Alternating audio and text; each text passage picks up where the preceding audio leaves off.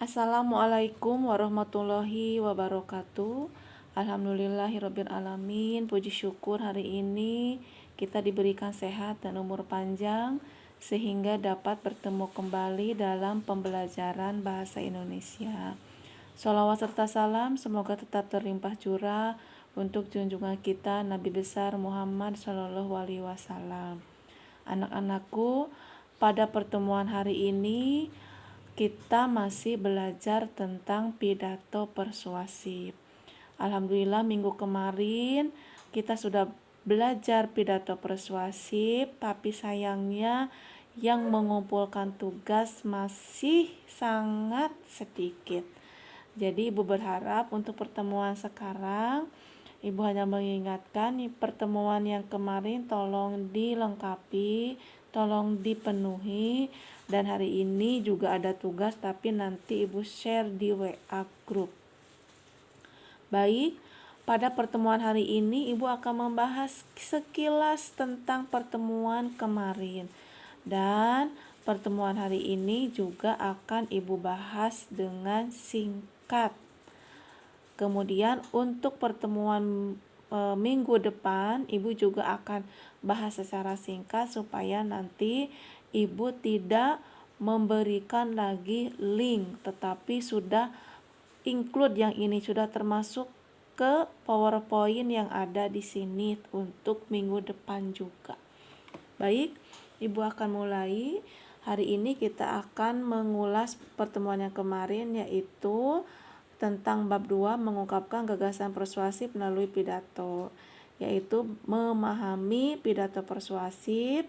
Yang kedua, informasi dalam pidato persuasif, simpulan isi pidato persuasif, struktur dan kebahasaan pidato persuasif, dan menyusun pidato persuasif. Nomor A sampai C sudah kita laksanakan minggu kemarin. Hari ini kita akan membahas tentang struktur dan kebahasaan pidato persuasif. Jadi hari ini Ibu akan memberikan tugasnya tentang struktur dan kebahasaan pidato persuasif. Tetapi yang akan dibahas secara singkat semuanya, supaya nanti minggu depan juga kamu tinggal membuka link YouTube yang ini. Baik, kita lanjutkan. Memahami pidato persuasif. Ada pengertian, jenis, metode, semuanya akan dibahas dalam pidato persuasif. Pengertian pidato persuasif yaitu pidato yang bertujuan meyakinkan pembaca atau pendengar dengan menyajikan argumen dari sudut pandang si pembicara. Selanjutnya, jenis-jenis pidato ada sambutan, pidato pemerintahan, pidato instansi, dan ceramah. Kalau sambutan itu biasanya dalam acara-acara, kalau di sekolah misalkan ada pembina upacara, itu juga masuk sambutan. Atau acara di kelurahan, biasanya Pak Lurah memberikan sambutan. Kemudian kalau pidato pemerintahan biasanya ini disampaikan oleh, kalau di kabupaten oleh bupati, kalau di provinsi oleh gubernur, dan kalau misalkan presiden berarti sambutan presiden. Nah, untuk pidato instansi ini biasanya disampaikan oleh kepala dinas, misalkan kepala dinas pendidikan. Dan yang terakhir, ceramah ini biasanya diberikan kepada seorang ustazah atau ustadz yang memahami keagamaan. Selanjutnya, metode pidato ada 4. Sekali lagi, metode pidato ada 4. Yang pertama yaitu manuskrip. Manuskrip ini berpidatonya menggunakan naskah. Jadi pidatonya dibaca, ada naskahnya, terlihat oleh audiens, ada naskahnya. Yang kedua, memoriter. Memoriter pidatonya dihafalkan dulu, Jadi besok kita mau melakukan pidato, malamnya kita menghafalkan pidato yang akan disampaikan. Itu memoriter. Yang ketiga ada ekstemporan. Ekstemporan yaitu pidato kita punya catatan kecil yang isinya tentang garis besar atau konsep yang akan diberikan kepada audien.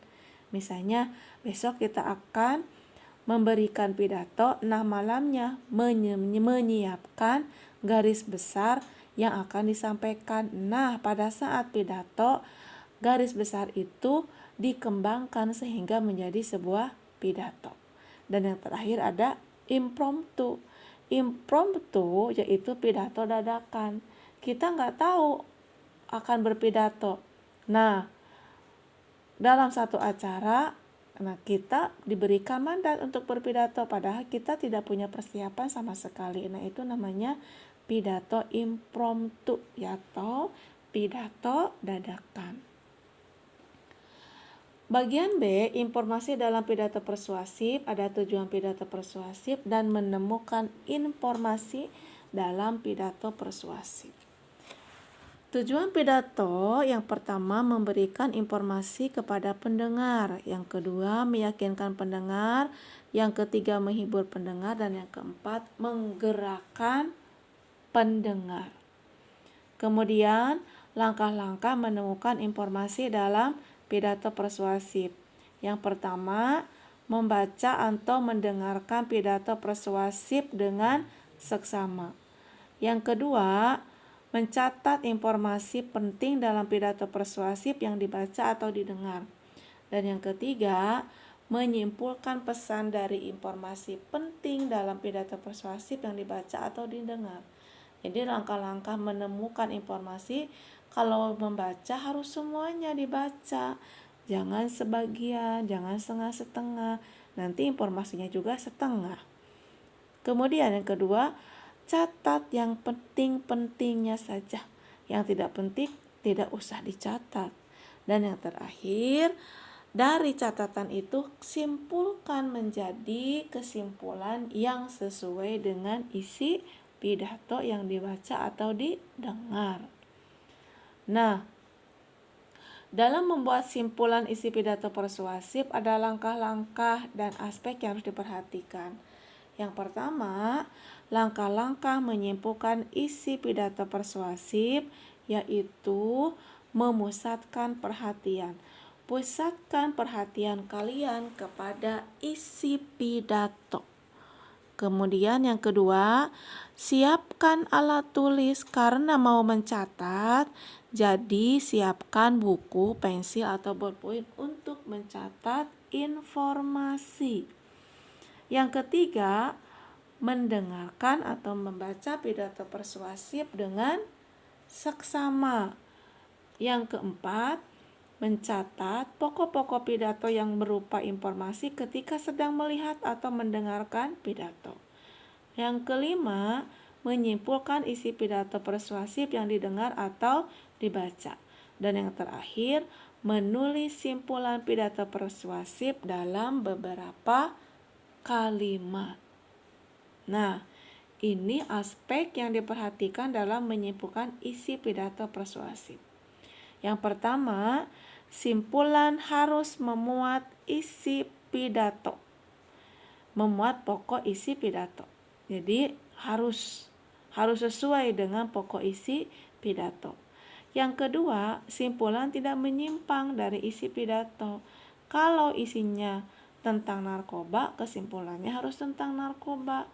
Jangan sampai isinya tentang narkoba tetapi kesimpulannya tentang pertanyaan itu sangat menyimpang sekali. Jadi sesuaikan dengan isi pidato. Dan yang terakhir, simpulan bukanlah komentar, melainkan ringkasan isi pidato. Jadi komentar berbeda dengan ringkasan. Kalau ringkasan itu sesuaikan atau kesimpulan itu sesuaikan dengan ringkasan informasi yang kita buat sesuai dengan isi pidato. Nah, struktur dan kebahasaan pidato persuasif ini yang akan kita bahas pada pertemuan hari ini, yaitu tentang struktur dan kebahasaan pidato persuasif. Nah, apa saja strukturnya dalam pidato persuasif? Pidato persuasif strukturnya ada 3. Pembuka, isi, dan penutup. Pembuka itu yaitu terdiri dari ucapan salam pembuka, sapaan, ucapan syukur, ucapan terima kasih, dan tujuan pidato. Nah, pembuka itu misalkan Assalamualaikum itu pembuka, atau selamat pagi, salam sejahtera, selamat malam, itu juga salam pembuka.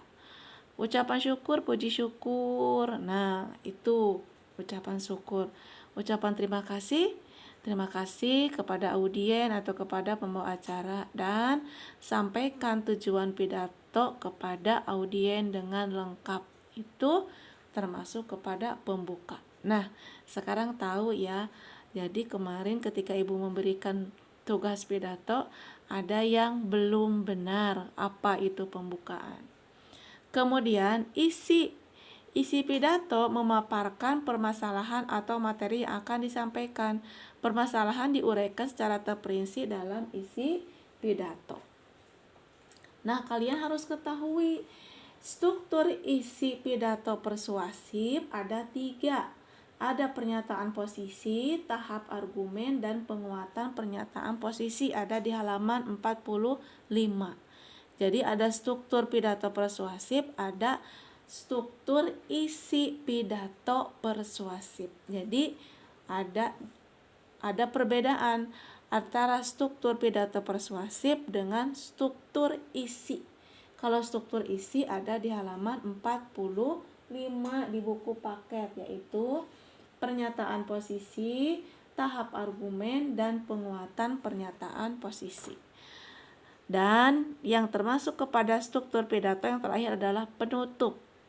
Penutup merupakan bagian akhir pidato. Penutup terdiri atas simpulan, ucapan terima kasih, permohonan maaf, dan salam penutup. Itu untuk penutup. Jadi sekali lagi struktur pidato persuasif ada 3, ada pembuka, isi, dan penutup. Dan struktur isi ada 3 lagi. Ada pernyataan posisi, tahap argumen, dan penguatan pernyataan posisi. Kalian boleh baca di halaman 45 dan 46, sangat lengkap. Kita lanjut ya.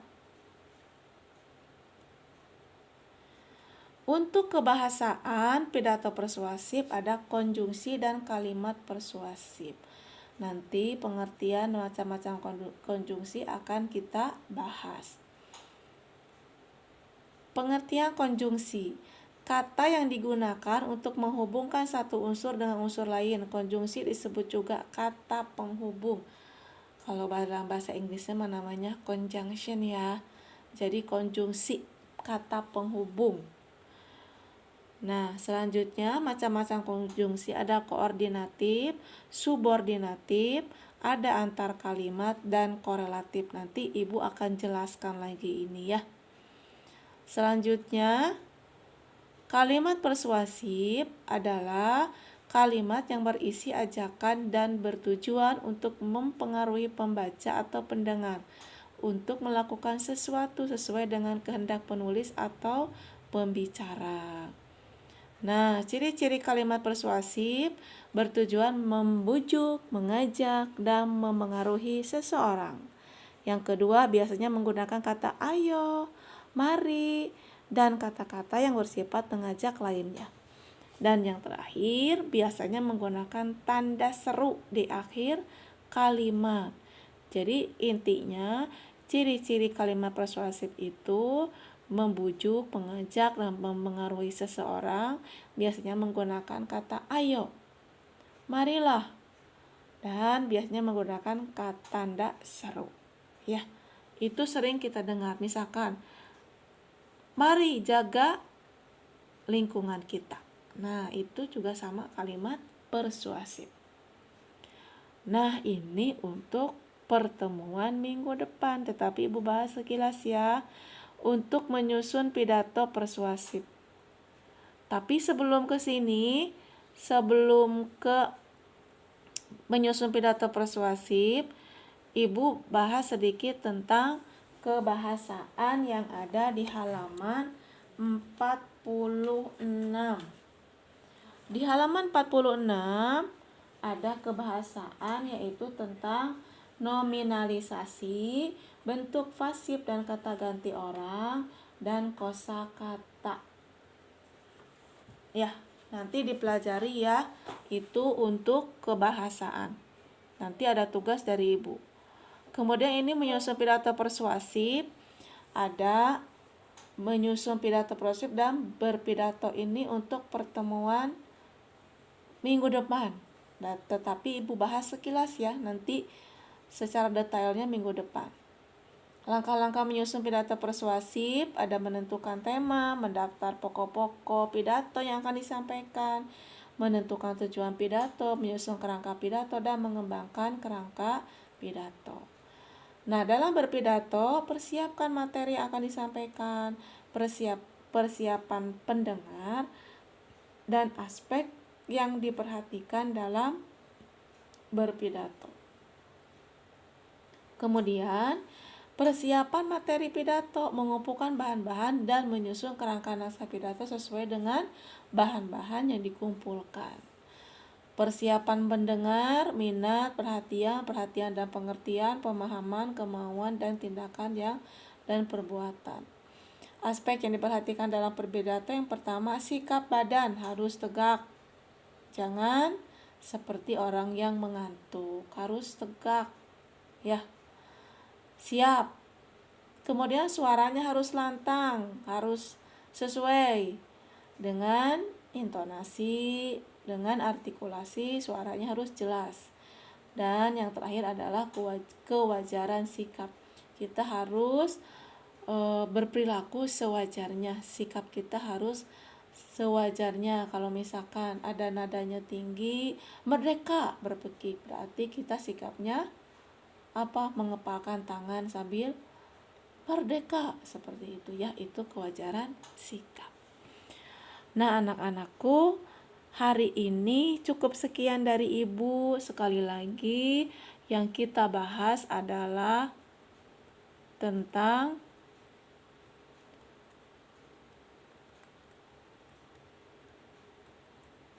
struktur dan kebahasaan teks pidato persuasif. Ya, dari Ibu dicukupkan sekian. Terima kasih untuk perhatiannya. Nanti tugas dan apabila ada pertanyaan, kita buka di grup WA grup Bahasa Indonesia ya. Sekali lagi terima kasih, mohon maaf apabila adalah salah kata. Billahi taufiq wal hidayah. Wassalamualaikum warahmatullahi wabarakatuh.